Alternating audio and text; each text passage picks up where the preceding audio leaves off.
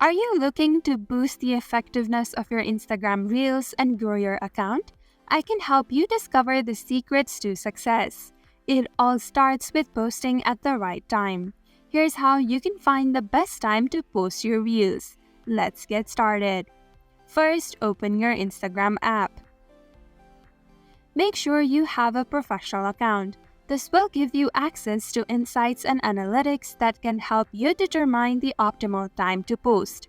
If you're unsure how to switch to a professional account, make sure to check out our video on that topic. Next, go to your profile. Tap on Professional Dashboard option.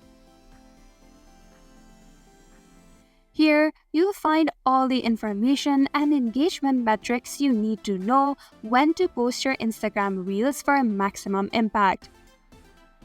Thank you for watching Online Help Guide.